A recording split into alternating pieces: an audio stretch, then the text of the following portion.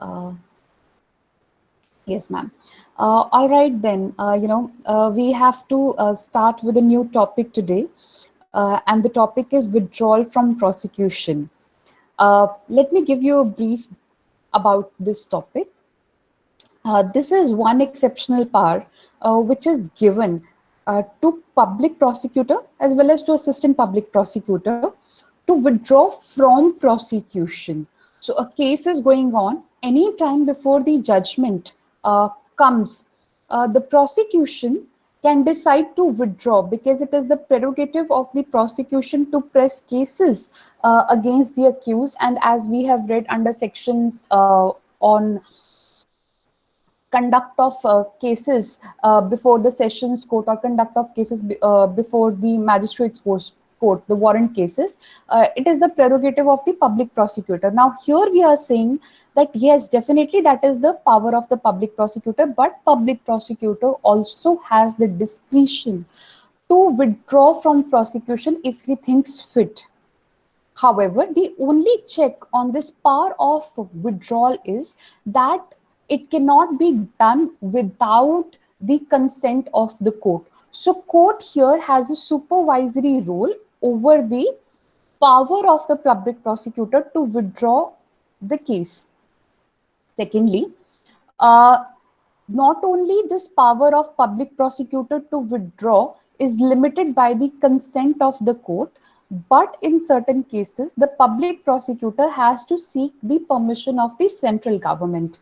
Basically, in those cases where the cases relate to the central government and the public prosecutor has not been appointed by the center. So there is a proviso to section 321 which provides in what cases central government's permission is required before uh, prosecution can be withdrawn.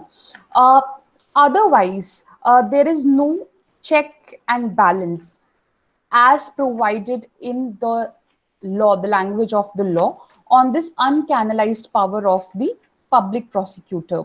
The only check is the role of the court, and there have been questions, which have arisen in so many cases as to when a public prosecutor can withdraw. What are the guiding factors? The fact that it is absent from, the legislature, but there must be something which the courts have decided, which have determined how 321 have to be exercised. And secondly, what is the role of the court in allowing or not allowing this application, whether it is supervisory or whether it is a judicial function that it has to perform, and can the court go into the merits and then refuse? So these are some of the questions which have arisen in the context of section 321. Another question which have arisen in the context of 321 is with respect to the position of victims.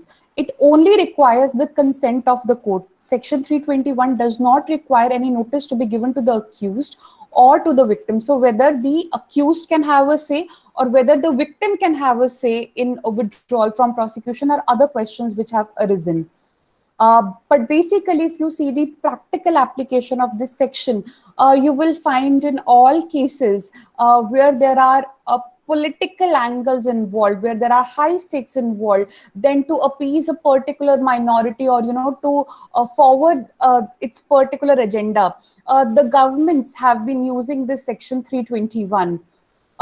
If you can see the slides which I have sent, the second slide opens with Muzaffarpur riots. We know how brutally people were shunted out of their villages, and it was a religious conflict. And army had to be called to control the situation in Muzaffarpur. But with a change in the government, the new government in UP has decided to withdraw the cases. So it may so happen in many of the cases that the gundas of the opposition, they create disharmony in the state. They are prosecuted, they are tried. If fortunately the trial does not result in the judgment, and in the meantime the new government comes into picture, uh, the new government can very well withdraw the charges. So, if you see these riots happening just before the elections and people not fearing law, That's because, you know, there are so many gaps in your criminal prosecution, and this section is one of those gaps. Whether it needs change or not, that is for you to reflect. But we will see how through case laws the courts have interpreted section 321, whether they have allowed it to be used as a toy by the governments, or whether they have decided to control the use of section 321. That forms the basis of our discussion today. I'm presenting my slides now, and let's discuss how this section has been interpreted by the courts. All right, just give me 1 second. My screen is visible to everyone? Yes? All right. So procedure for withdrawal, that's provided. The only section that we have for withdrawal is section 321. The procedure for withdrawal is mentioned there. It says that it is the public prosecutor or the assistant public prosecutor who is entitled to make this application.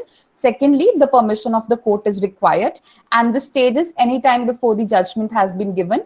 It can even be before filing of, before framing of charges. So it can be exercised any time after which the charge sheet has been filed, magistrate has taken cognizance, and before the judgment has been given. So any time after the 173 report till the judgment, any time in between, this power can be exercised. It can be exercised with respect to one person, with respect to many persons, relating to one offense, or generally. That depends. It is totally within the discretion of the public prosecutor. But questions have arisen that where they decide to withdraw only with respect to one person, and there were many co-accused, whether that would not be a violation of Article 14. The answer is yes. In those cases, the other co-accused can challenge it on the violation of the fundamental right. And the effect of withdrawal is also different in all the cases. If it is withdrawn before the charges are framed, then it results in the discharge of the accused. However, if it is after the charges have been framed, then it results in the acquittal of the accused with respect to the offenses for which there was a withdrawal application.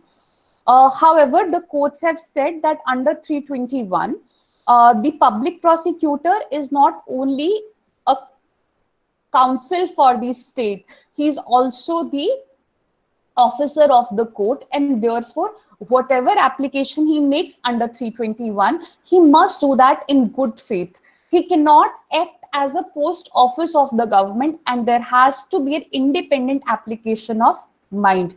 Also, the court cannot act because the government has said so, and court has the discretionary power in accepting or rejecting this request.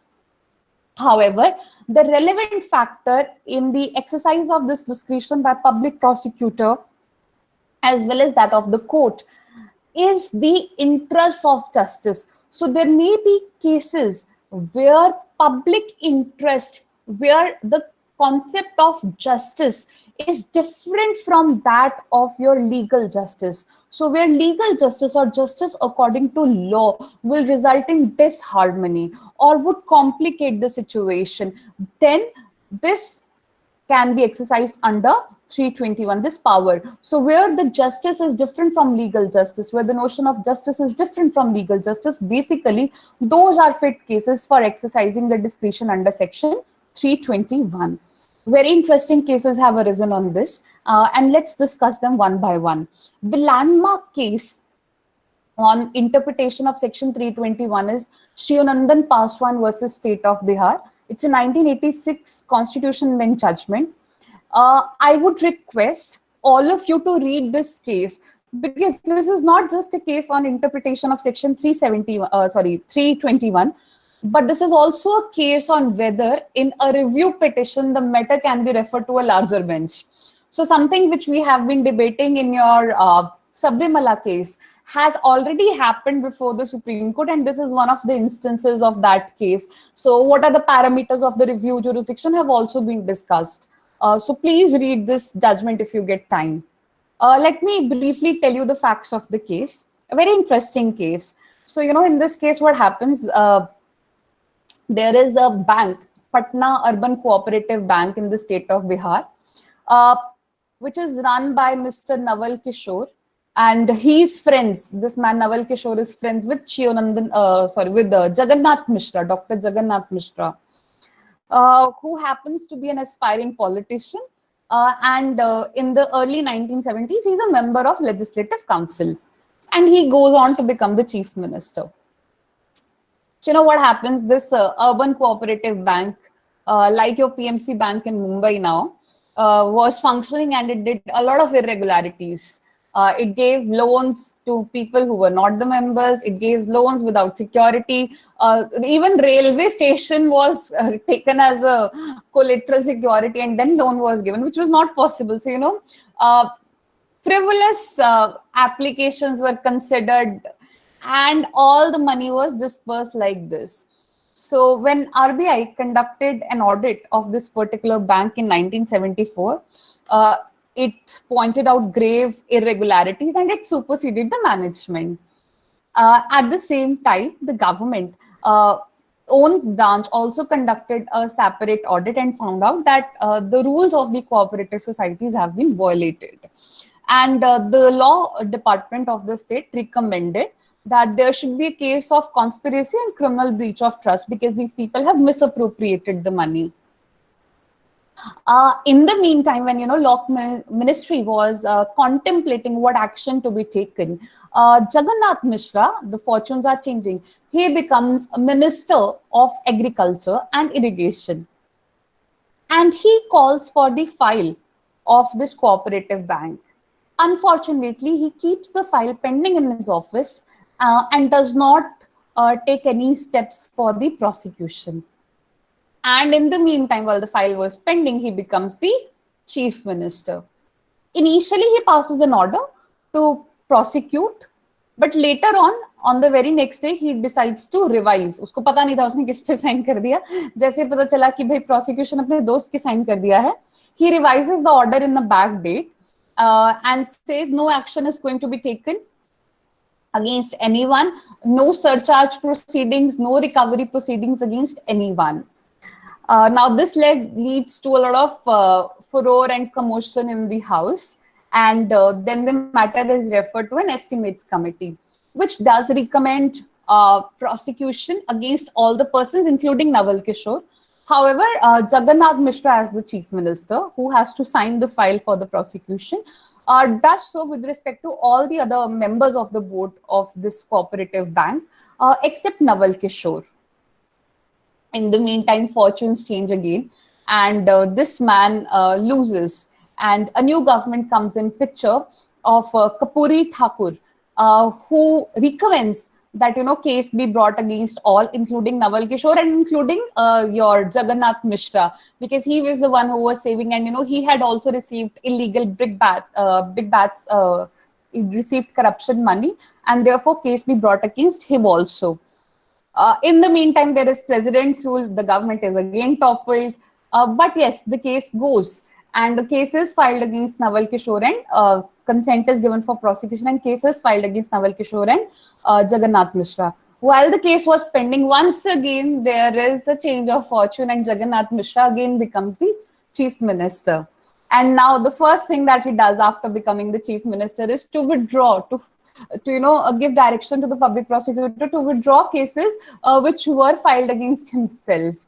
And the public prosecutor does that, says that the cases have been filed frivolously to cause harassment to the chief minister and because of a political rivalry. So therefore he withdraws the cases, which is allowed by the public, which is allowed by the court.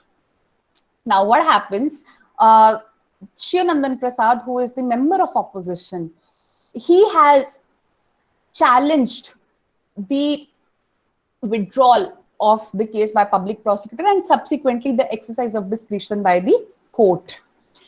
However, the High Court, without giving any reasons, rejects the revision application which was filed by Shivnandan Prasad. Supreme Court, an appeal is filed in the Supreme Court against this decision of the High Court. And in the appeal, by 2:1, initially it was decided by 3 bench, the Supreme Court decides that the public prosecutor has properly exercised the discretion and there was no material as such and therefore he was right in exercising his discretion of withdrawal of prosecution. But there is a dissenting opinion which is given by Justice Tulsa Purjtar, who took the opinion that there was a case against Jagannath Mishra. Against this decision, a review application is filed. However, there is a problem with respect to one of the judges, and he had resigned in the meantime, Justice Baharul Islam. And now there was another case of Nandini Satpathy which has been decided, and this case now comes to be listed before a constitution bench. It was a review, should have been heard by the same bench, but it is now listed before a constitution bench, and the appeal is redirected. Appeal is directed to be reheard. Now there are contentions with respect to whether the procedure is proper or not, but we will not discuss that because that's a case of constitutional law. I'll just discuss the decision on the merits. The decision again has been given by 3-2. Justice Bhagwati, the CJI, has written the minority opinion. The other judges did not agree with him. According to Justice Bhagwati, the prosecution cannot, the public prosecutor cannot just withdraw the case on his whims and fancies or on the dictates of the dictates of the government. According to him, a public prosecutor, being an officer of the court, has a duty towards the court, and he has to make out some ground that is in the interest of justice, how it will further public justice. Only if he's able to show public justice will be furthered by this application for withdrawal, will he be entitled to make an application. And the court also independently has to apply its mind on whether the public justice will be legitimately forwarded or not. Secondly, Bhagwati says that if the case is at an advanced stage, then it is better to leave it to the court. The court nevertheless has the power to exercise its discretion with respect to discharge. Agar court ko lagta hai ki koi charge hi nahi hai, frivolous litigation, and then it has the power to discharge the accused even before framing charges, and later on it can also result in acquittal. So decision should not be given on the evidence of the case, because that is very much in the domain of the government. Parallel proceedings nahi hona chahiye, but there should be something else than the insufficiency of the evidence, which should entitle the public prosecutor to make this case. Particularly when the case is being heard, then the public prosecutor should not say that evidence is lacking, or it is a deficit or will result in acquittal. That is for the court to decide. That was but the minority opinion. The majority, on the other hand, rejected the contention of Justice Bhagwati and said that the office of the prosecutor is doing an executive function, and it is his discretion. He cannot surrender it to anyone, nor the government can compel him to do. And while he is exercising discretion, yes, he has to consider not only the paucity of evidence, but broad end of public justice. But the court, is only here performing the supervisory function. The court here is only looking at whether the public prosecutor has applied its mind as a free agent. It will not go into what motivated the public prosecutor or not, but the only fact that the court has to consider is whether independent application of mind has been there or not.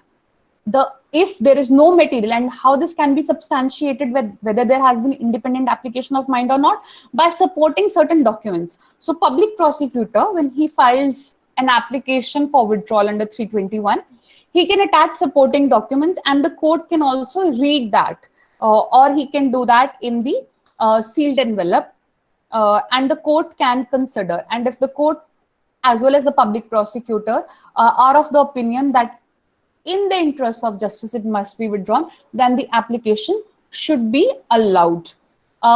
In this case, Justice Venkat Ramaiah was joined by Justice V. Khalid and S. Natarajan, who gave a separate concurring opinion, different reasons, and they said that in this case, the public prosecutor had applied its mind, as well as the court had applied its mind properly.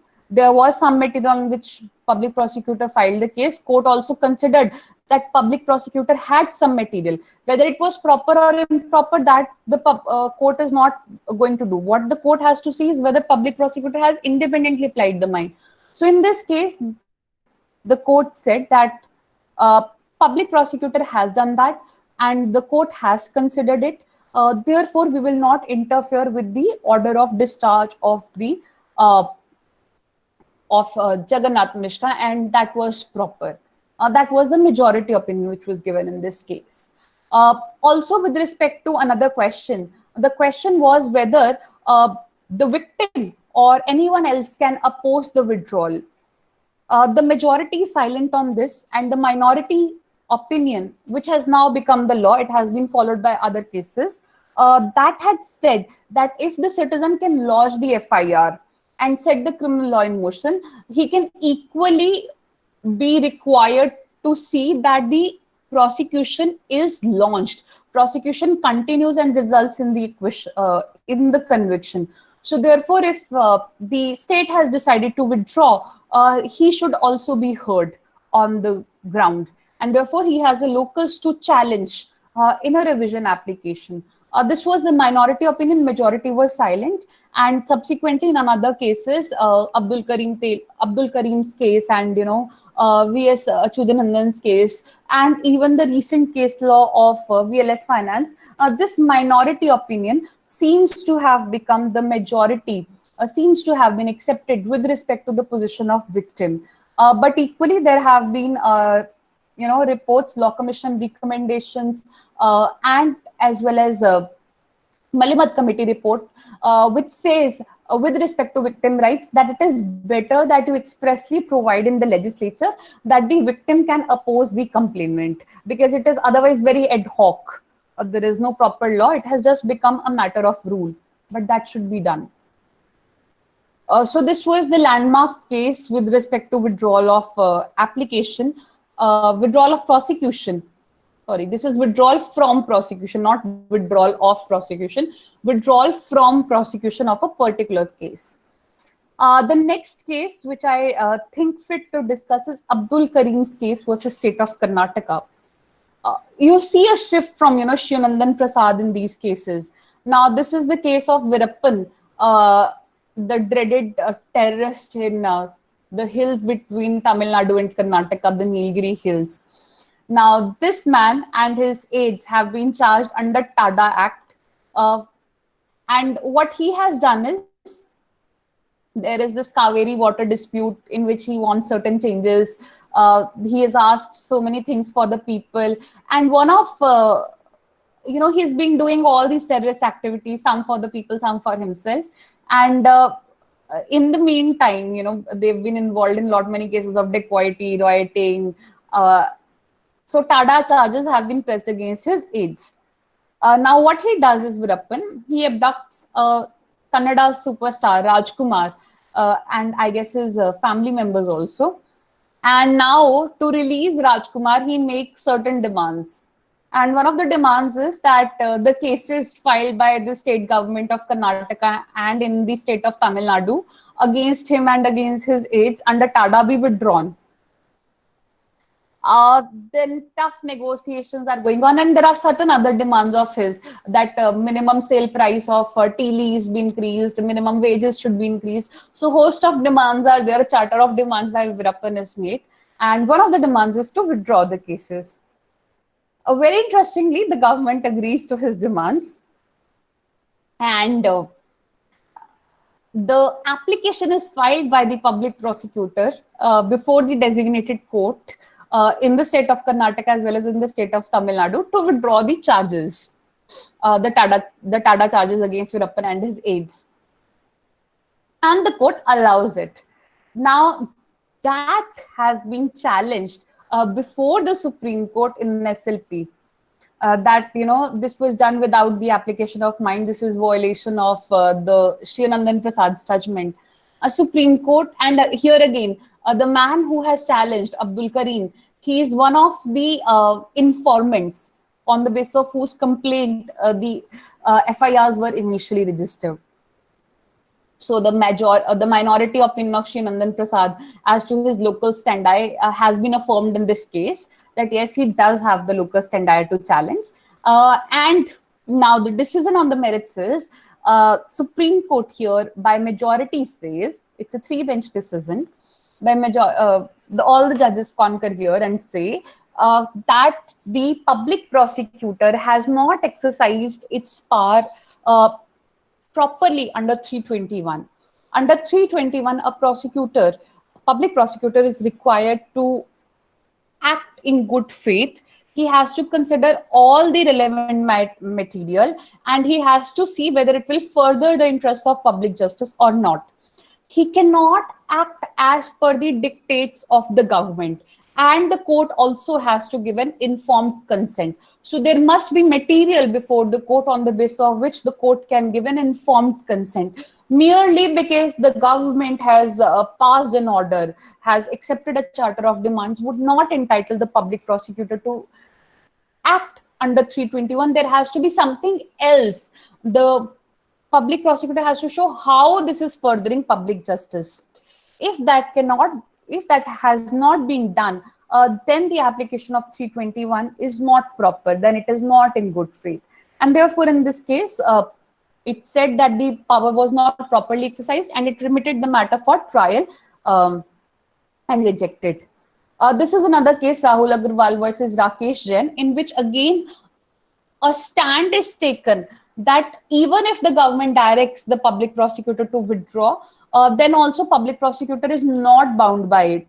He is more an officer of the court, and there have to be reasons for this application for withdrawal.